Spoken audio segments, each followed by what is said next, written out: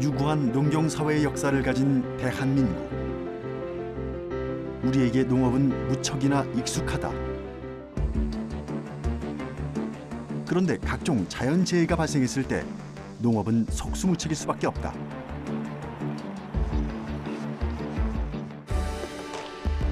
이에 농업은 기술 도입이라는 선택으로 새로운 해결책을 찾았다. 지금은 노동력이 그렇게 필요하지 않은 상황에서 기술이 접목되어지면서 더 많은 생산과 품질을 관리할 수 있는 그런 시대라고 보시면 될 것 같습니다.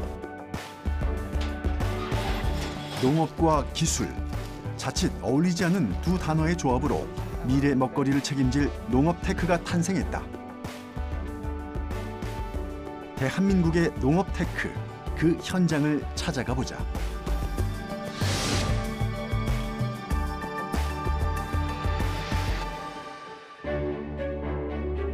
유구한 역사를 지닌 대한민국 농업. 우리나라는 기원전 8천여 년 전부터 농경사회가 시작됐고 지금도 그 뿌리를 이어가고 있다. 봄이면 씨를 뿌리고 가을이면 수확하는 방식을 고수하며 농민들은 농업을 이어갔다. 이런 농업은 경제의 기반이자 대한민국 발전의 밑거름이 됐다.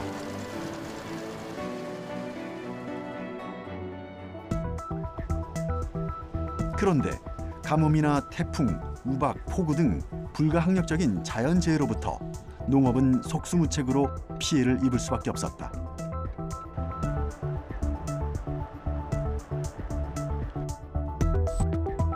더불어 급격한 산업화로 인해 농촌 사회의 고령화가 진행되고 이에 따라 농업 규모 역시 감소됐다.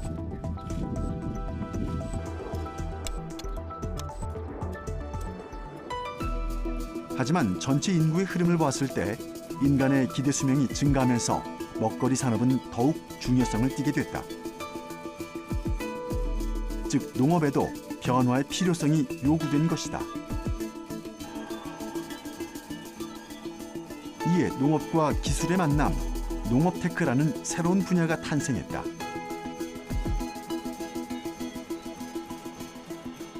농업테크는 두 개의 단어가 합성된 단어인데요. 농업과 기술이라는 단어를 합성한 겁니다.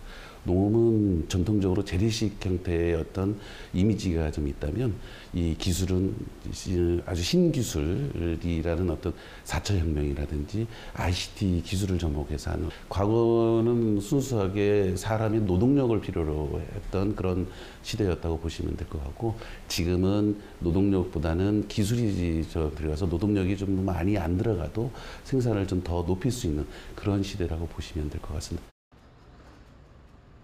평택에 위치한 한 농업회사. 중소기업 공장과 다름없어 보이는 이곳은 국내 최대 규모의 식물 공장이다. 식물 공장은 농업테크의 대표 사례로 실내에서 다양한 작물을 대량으로 생산할 수 있는 농업 시스템이다. 외부의 환경을 완전히 통제한 상태에서 작물에 알맞은 환경 조건을 재현해 대량 생산을 이뤄낸다. 즉, 빛, 온도, 습도, 이산화탄소 농도 등 식물 성장에 필요한 요소를 조절해 토양 없이 작물을 생산한다.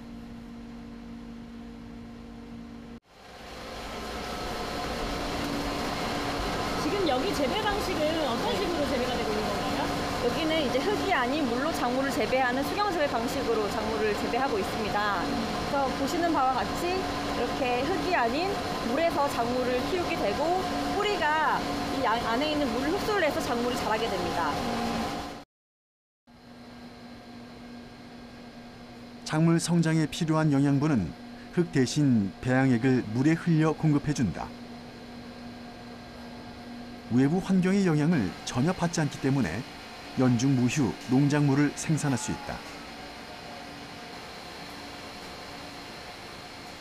이곳 식물 공장에는 재배 베드가 바닥부터 천장까지 수직으로 설치돼 있다.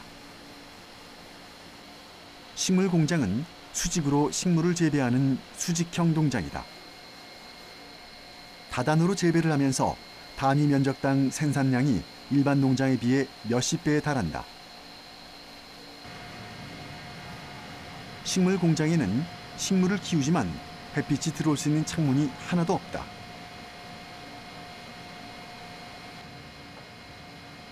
대신 선반에는 수천 개의 식물 재배용 LED 등이 설치돼 식물의 광합성을 도와준다.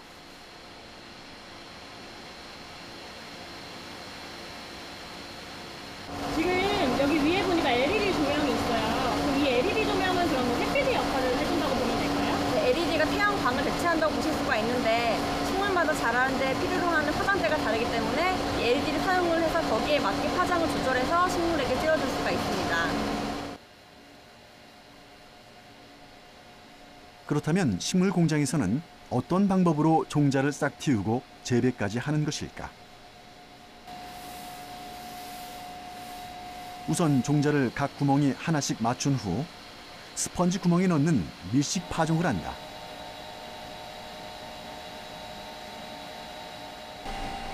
밀식 파종을 마친 종자들을 한 곳에 모아놓는데 지금 우선 파종을 마쳤는데 이 과정이 끝나면 그 다음에 어떤 과정들이 이어지나요? 여기서 3일간 발화를 시켜요.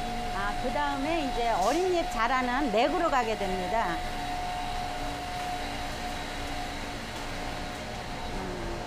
여기에서 12일간을 자라면 이 정도 크기가 돼요. 그럼 이 정도 크기를 갖다가 이제 다시 옮겨 심기를 합니다. 정식이라는 거.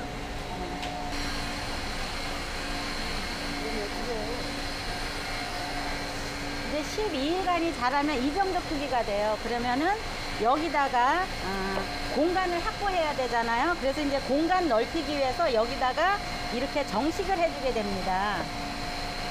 이렇게 정식을 한 것을 이제 이 넥에다가 넣고 20일을 키워요. 그러면 35일에서 37일 사이에 수확을 하게 되는 거죠. 예.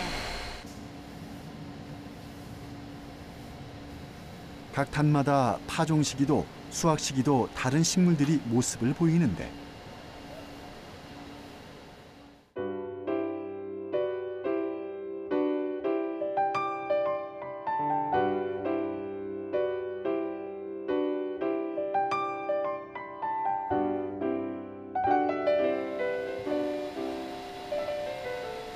엽채류나 허브류의 경우 파종에서 수확까지 약 35에서 37일, 어린 잎 채소의 경우 약 15일이면 수확이 가능하다. 식물 공장의 높은 생산량과 회전율을 확인할 수 있는 부분이다.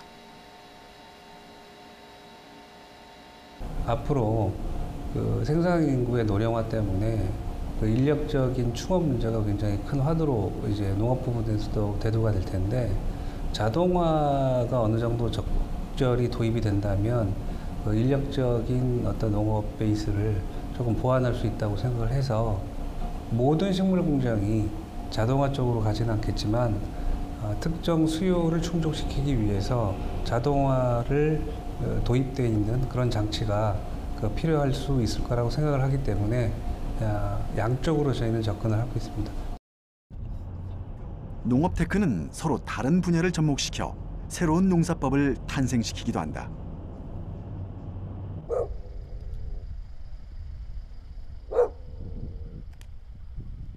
충남 태안의 한 마을. 여느 시골 마을과 다름없는 한적한 풍경인데 여기보다는 온도가 낮으니까. 농장 안으로 들어가 보니 다양한 엽채소를 재배 중이다. 이렇게 오냐 막 이렇게 해줄 필요는 없는 것 같아. 이런 게 없었잖아. 너무 막혔다. 이곳 농장에서 재배하는 엽채소는 약 15종. 이게 지금 한눈에 봐도 싱싱한 엽채소들이 자라나고 있는데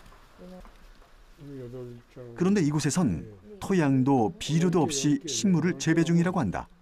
10개 넘는데 내 농지청에 갔더니 저희는 좀 생소할 수 있지만 아쿠아포닉스 농법이라 그래가지고요. 이제 아쿠아컬처와 하이드로포닉스, 즉 양어 수경 재배라 그래요. 그래서 현재 물고기로부터 나오는 유기물을 미생물이 분해해서 그 분해된 미생물로 식물을 키우는 거고요.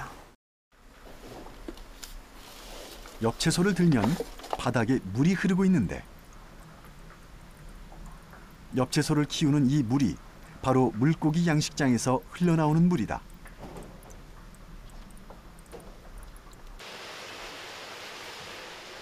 농장 한켠에는 실제로 물고기들을 키우고 있는 수조들이 자리 잡고 있다. 수조를 가득 채우고 있는 물속에는 눈에 보이지 않는 미생물이 가득하다는데, 이곳 수조에서 물고기에게 사료를 주면 물고기들이 사료를 먹은 후 배설을 한다. 그 배설물이 미생물을 통해 분해돼 식물의 영양분이 되는 것이다. 대표님, 지금 여기 있는 물고기들은 종류가 어떻게 돼요? 우리가 주로 향어를 키우고 있습니다. 큰 거는 한 3kg가 되고요. 그다음에 이게 시꺼면서 안 보이니까 컬러풀한 색깔 있는 비단잉어를 키워가지고. 그럼 이 물고기들이 선택하는 또 따라오는 이유가 있는 거예요? 그렇죠. 아쿠아포닉스에서는 물고기가 비료의 생산 공장, 원료를 만들어주잖아요.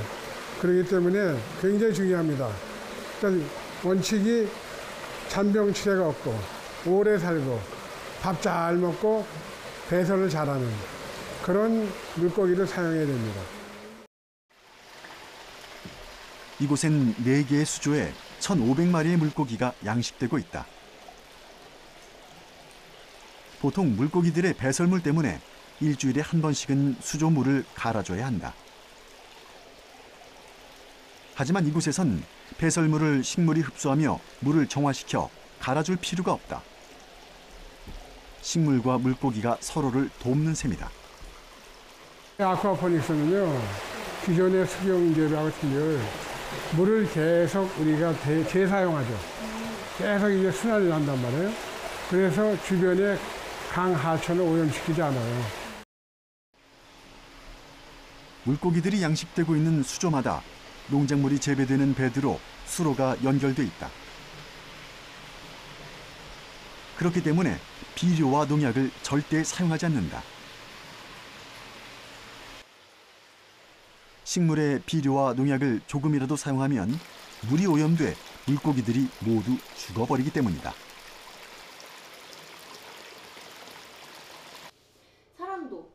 아쿠아포닉스라는 신선한 분야에 사람들 역시 많은 관심을 보이고 있다.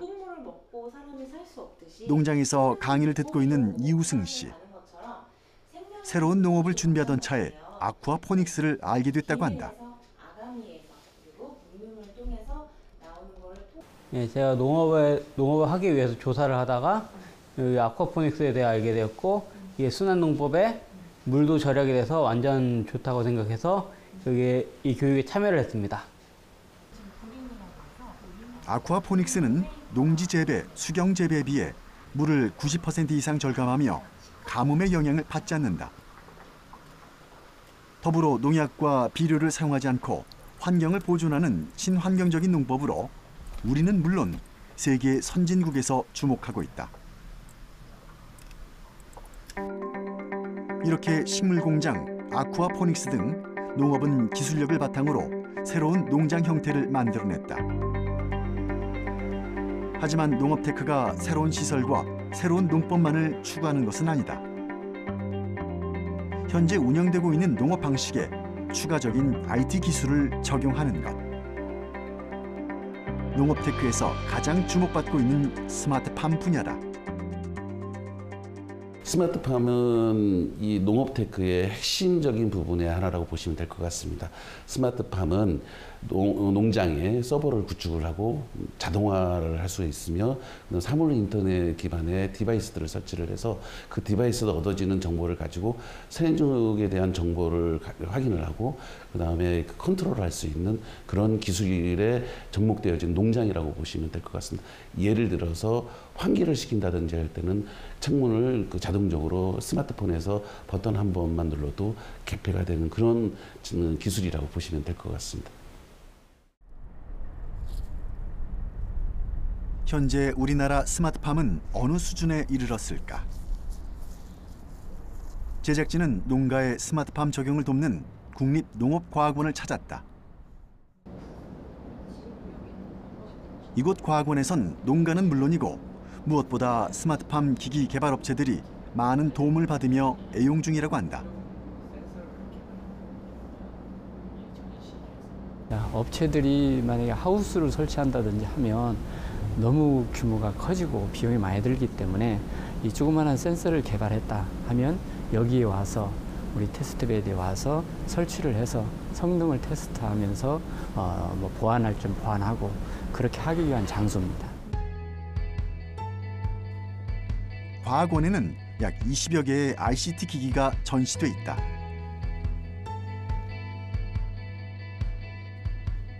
모두 개발업체에서 갖고 온 기기들이다.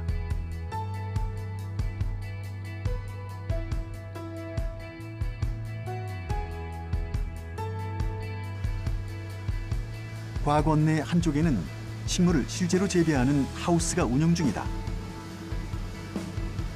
이곳 하우스를 테스트베드라 부르는데 테스트베드에선 여러 종의 식물을 재배해 다양한 환경을 제공한다.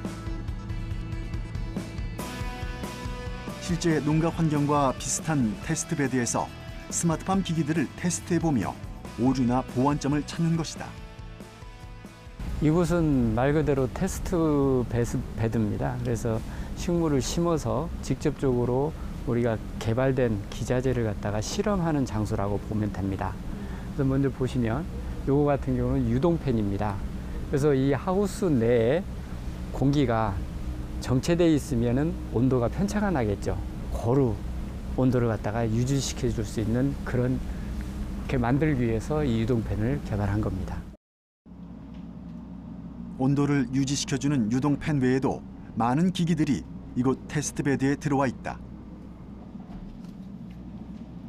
테스트베드 환경 상태를 실시간으로 알려주는 것을 시작으로 생육 상황을 데이터로 저장하고 성장 과정 역시 비교 분석할 수 있다.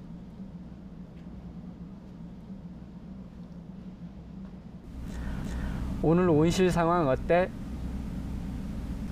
현재 온실 내 습도가 적절하여 기존 제어 방식을 유지합니다.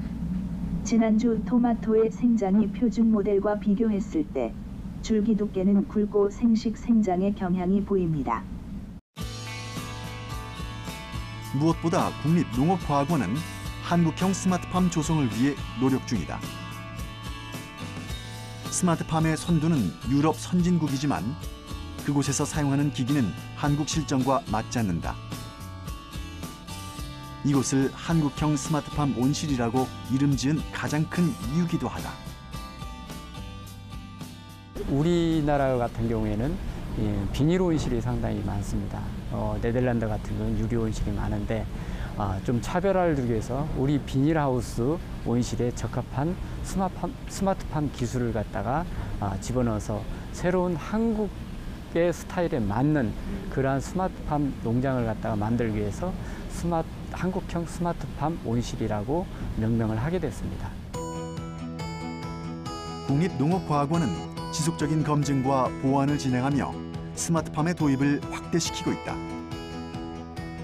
현재 우리나라 스마트팜은 1세대를 지나 인공지능과 빅데이터가 함께하는 2세대에 안착했다.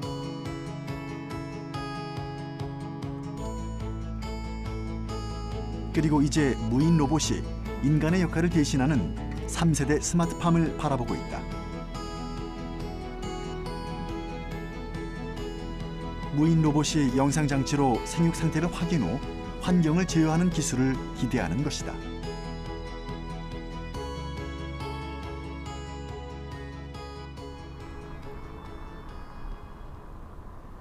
그렇다면 이런 스마트팜 기술이 실제로 도입된 농장 환경은 어떨까?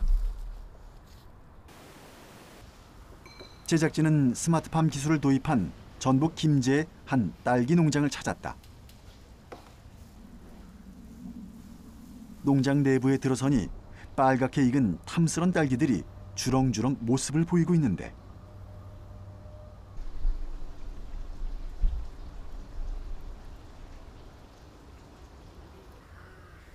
딸기들을 뒤로 한 채 저 멀리 농장 대표가 우두커니 서서 무언가에 집중하고 있다. 농장 일만 하더라도 쉴 새 없이 바쁠 것 같은데 무엇을 하는 것일까? 대표님 지금 뭐 하신 거예요? 네. 오늘 날씨가 좀 좋아서 온실내 온습도를 보고 있어요. 날씨가 좀 좋아서 그런지 온도를 좀 개방을 해야 될 것 같아서 문을 좀 열고 있었어요. 근데 보니까 지금 뭐 핸드폰으로 하시는 것 같아요. 예. 이 온실은 지금 현재 스마트팜이 구현이 다 돼 있어서 다 연동 다 가능하고 있습니다. 이렇게 온습도 조절을 이렇게 핸드폰으로 하시면은 뭐 장소 구애 없이 자유롭게 하시겠어요? 네, 그렇죠. 제가 내부에 있든 외부에 있든 언제 어디서나 온실 상황을 읽을 수가 있고 또한 기상에 맞게 온도 조절이 가능하도록 시설이 되어 있습니다. 실제로 문성국 대표가 스마트폰을 몇 번 조작하자 하우스에 지붕이 열렸다.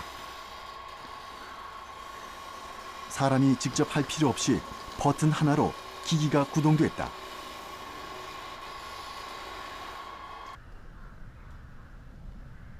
스마트폰으로 농장 내 모든 자료가 전송되고 운영까지 가능한 것이다.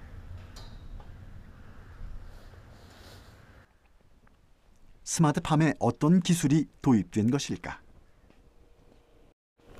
흔히 저희가 일반 시설론의 농가에서는 온도계만 가지고 이제 농사를 짓고 있는데 이건 저 온도, 습도, CO2 값을 측정을 해서 읽어주고 있고 이것을 와이파이를 통해서 핸드폰으로 다 자료가 전송이 되고 있습니다.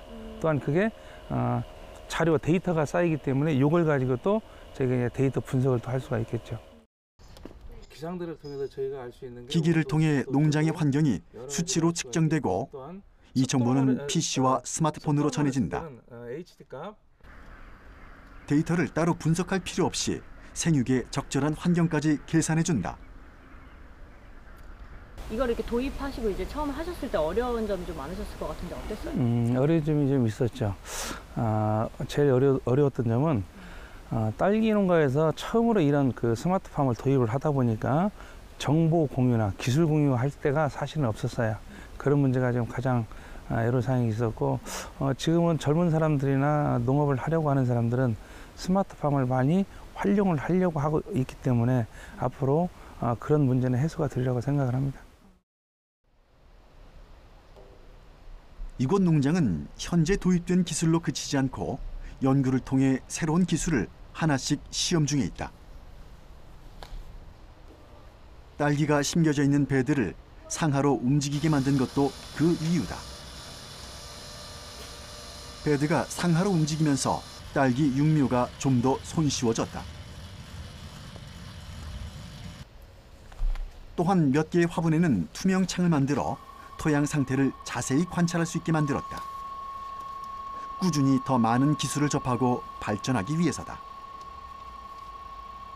이 장치가 생산량을 극대화시켜 준다고는 저는 보지는 않습니다. 그러나 이 스마트팜을 도입을 하면서부터 저의 생활이 좀 자유스러워졌습니다.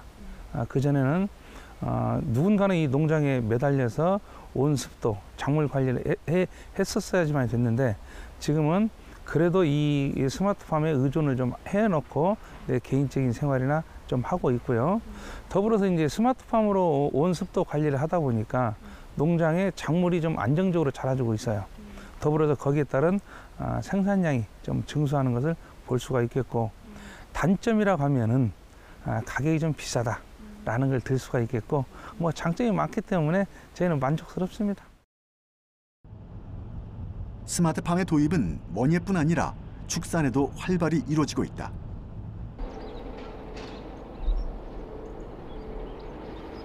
임실의 한 축산 한우 농가. 번식 전문 농가인 이곳은 2016년에 스마트팜 기술을 도입했다.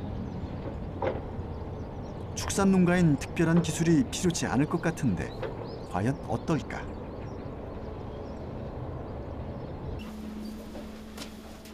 소들의 식사 시간. 그런데 농가 대표가 우두커니 소들을 바라만 보고 있다. 소들은 어떻게 사료를 먹고 있는 것일까?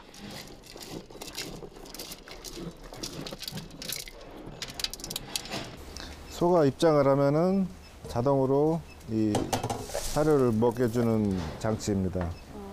이 모타가 돌면서 한 번에 100g씩 주고 뭐 주기만 한 게 아니라 이제 이 체중계가 있기 때문에 먹은 체중 기록까지 해서 제 컴퓨터하고 스마트폰으로 전송을 해줍니다.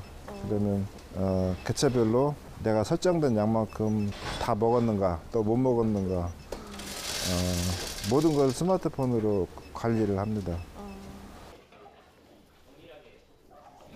자세히 살펴보면 소들은 목걸이를 하나씩 차고 있다.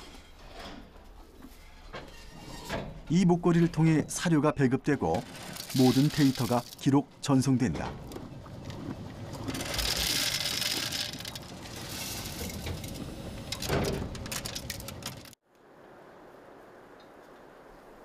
축산에서 가축의 상태 확인은 기본이자 가장 중요한 것. 이에 신갑섭 대표는 스마트폰과 소를 번갈아 살핀다. 말 못하는 소들의 상태를 살필 때도 이제는 스마트폰이 필수가 됐다.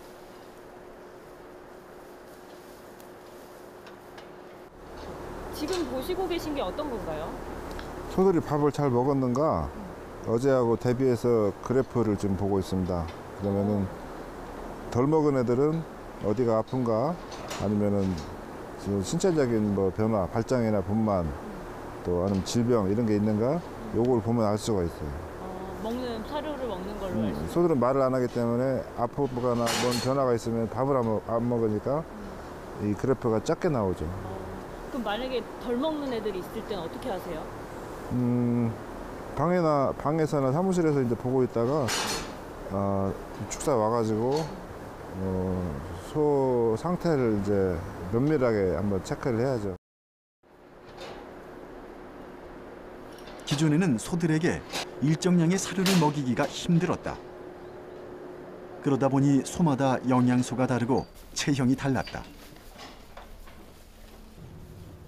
하지만 이제 그런 걱정을 덜게 됐다. 몇 번 소를 좀 정밀하게 보기 위해 가지고 또한 문제가 있다고 생각되는 소를 확인할 때도 농가에 방문하지 않고 스마트폰과 연동된 카메라를 통해 확인할 수 있다. 축사에 설치된 카메라는 360도 회전하며 사람의 눈을 대신하며 축사 곳곳을 살핀다.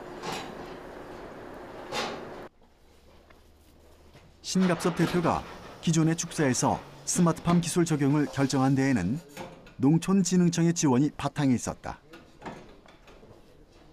이에 축산 스마트팜을 담당하는 연구사도 자주 방문하며 성과를 살피는데 그렇다면 이곳 축산 농가에 적용된 스마트팜 원리는 무엇일까? 스마트팜은 이제 그 개체를 인식할 때 이제 RFID라는 거를 쓰는데요. 이제 보통 이제 저희 이제 사원증 생각하면 됩니다. 사원증과 같이 이제 안에 이제 전자 코일이 감겨 있고 그 안에 이제 그 8자리에서 13자리 정도의 이제 정보를 가지고 있는 그런 칩이 있고요. 그 안에 또 안테나가 있거든요. 그래서 리더기에서 이제 신호를 보내주면 이제 거기에 이제 코일에서 이제 정전기 발생으로 인해서 이제 그 신호를 이제 다시 인식하고 돌아오는 그런 방법을 취하고 있습니다. 이곳은 번식 농장인 만큼 송아지 관리가 중요하다. 면역력이 약한 송아지가 병에 걸리는 큰 원인은 어미의 젖을 먹다 감염되는 것이었다. 하지만 스마트팜 기술 도입 후 송아지 감염이나 폐사율이 줄어들었다. 소의 상태가 일정해지고 폐사율이 줄었다는 것은 수익 창출이 높아짐을 뜻한다. 또한 농장 주인은 소들의 상태를 시간과 장소에 구애 없이 실시간으로 확인하며 자기만의 시간을 갖게 됐다. 그렇다면 한국형 스마트팜은 축산 산업을 어떻게 변화시킬까?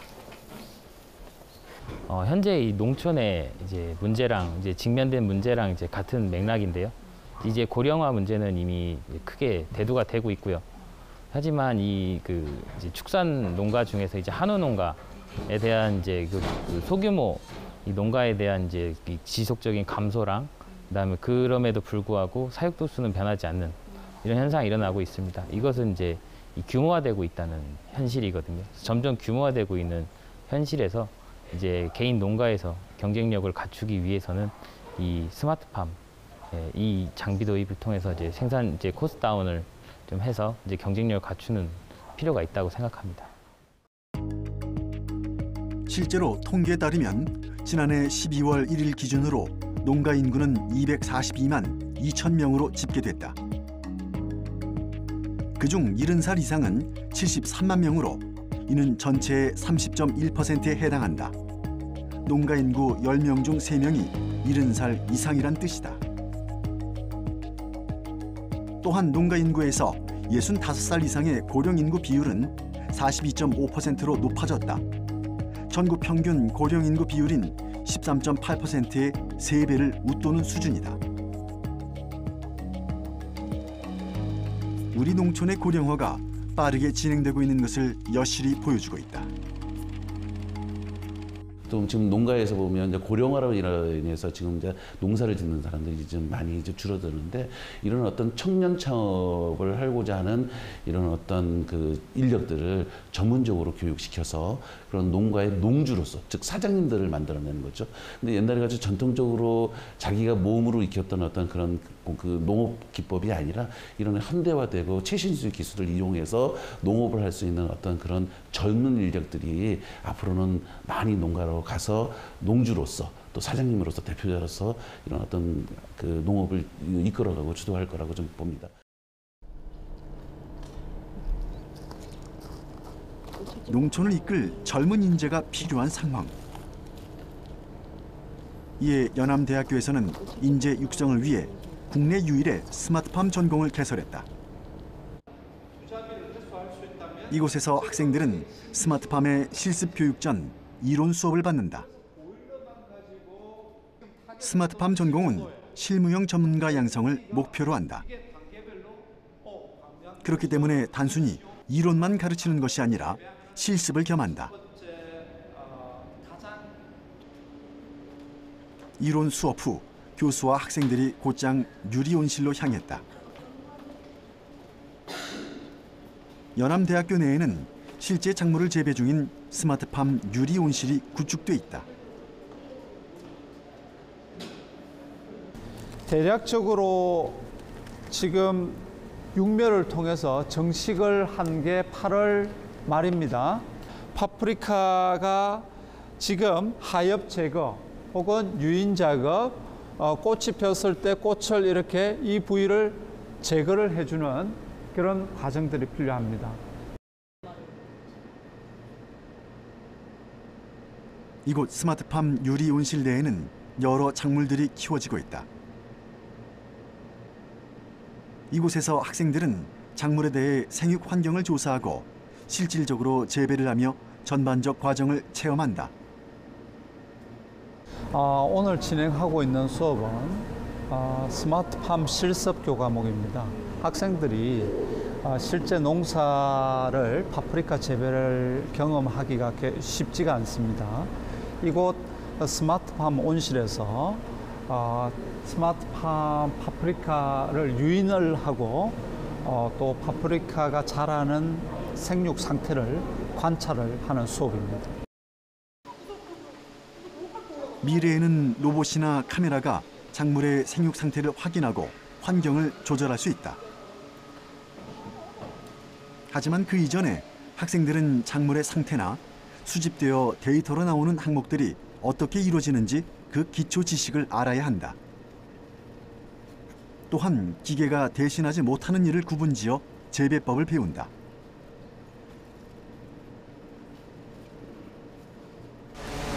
지금 하는 작업이 어떤 작업이죠?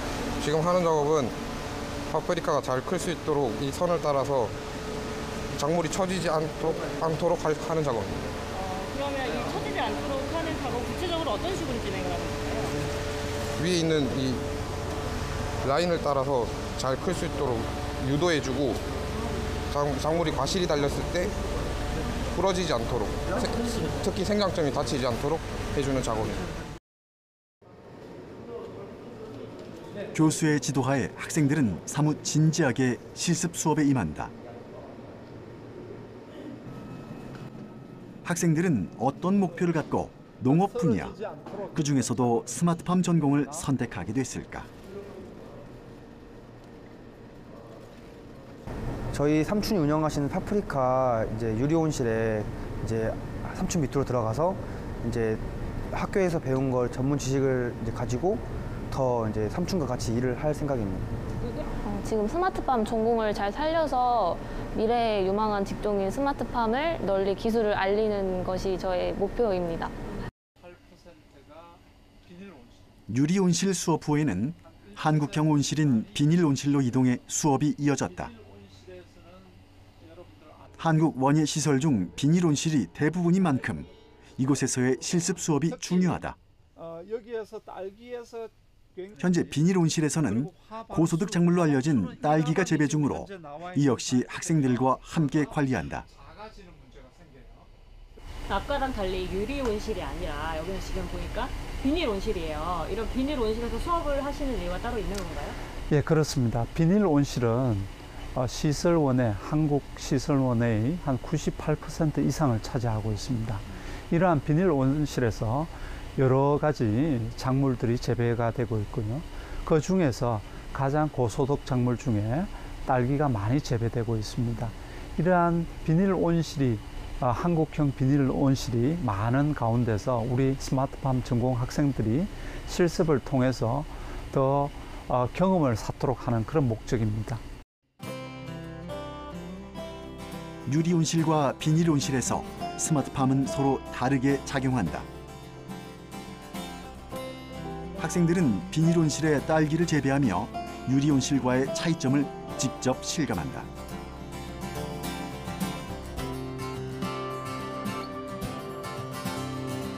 또한 딸기의 성장 과정과 속도를 살펴보며 자신만의 데이터를 축적해 실무 경험을 쌓는다.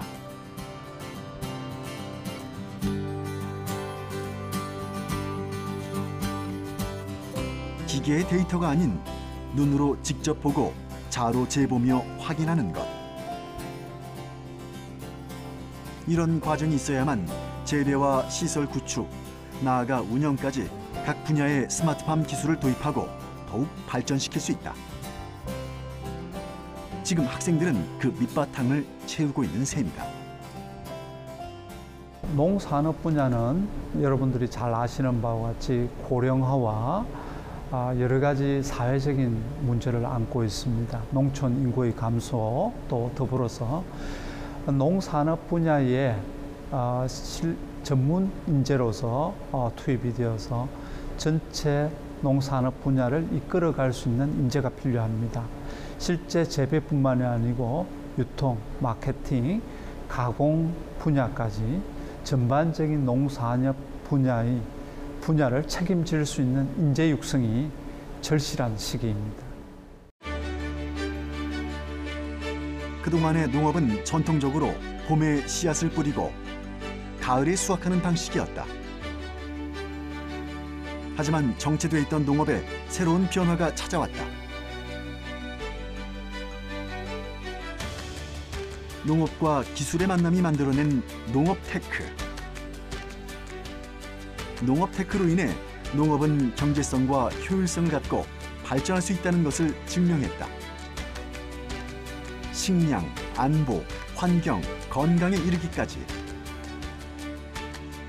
농업테크는 다양한 문제점을 보완해 나가며 새로운 미래 산업으로 주목받고 있다.